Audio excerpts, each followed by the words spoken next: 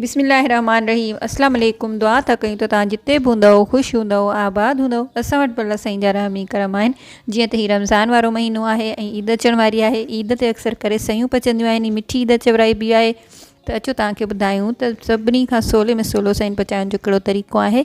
उहे आहिनि खीर वारियूं सयूं, जेके झटपट ठही वेंदियूं आहिनि ऐं ॾाढियूं मज़ेदार हूंदियूं आहिनि, सिहत बख़्श बि हूंदियूं आहिनि ऐं ठाहिण में ॾाढियूं आसान आहिनि। अचो तव्हांखे ॿुधायूं त सयूं ठाहिण लाइ असांखे छा छा घुरिबल आहे। त सभ खां पहिरीं मां हिते सन्हियूं सयूं घुराए वरितियूं आहिनि, तक़रीबन अधु किलो आहिनि। उन सां गॾोगॾु मूंखे अधु किलो खीर बि घुरिबल आहे। उन सां गॾोगॾु मां पंहिंजे घर जी टेस्ट जे मुताबिक़ हिते हिकु कोप खंड जो खयों आहे या अधु कोप खंड जो। इन सभिनी शयुनि खे रखण खां पहिरीं मां सयुनि खे जेको आहे चङी तरह भोरे थी वठां। खीर खे मां चुल्ह ते चाढ़े छॾियो आहे। खीर खे मां टहिकण लाइ रखियो आहे। खीर में मां हिते खंड जा 2 वॾा चमचा शामिल बि कयां। हिन खीर खे मां हिते टहिकण ॾींदसि ऐं खंड खे चङी तरह हिन में मिक्स करे ॻारींदसि। खीर खे असां छॾे था ॾियूं त जीअं टहिकी वञे। खीर असांजो कड़ी चुको आहे ऐं हिन में असां पंहिंजी हथ सां भोरियल सयुनि खे हिन में शामिलु कंदासीं।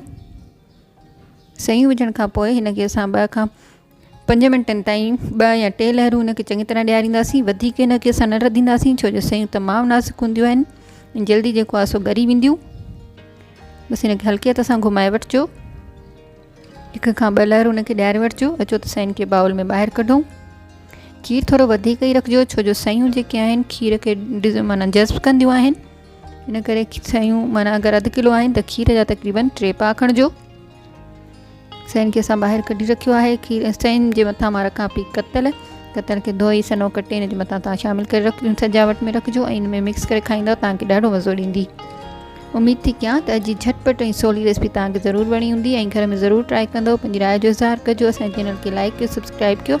वरी मिलंदासीं कंहिं ॿी सिंधी रेसिपी सां गॾु। सलामत सां सलामत। अस्सलाम वालेकुम। अल्लाह हाफ़िज़।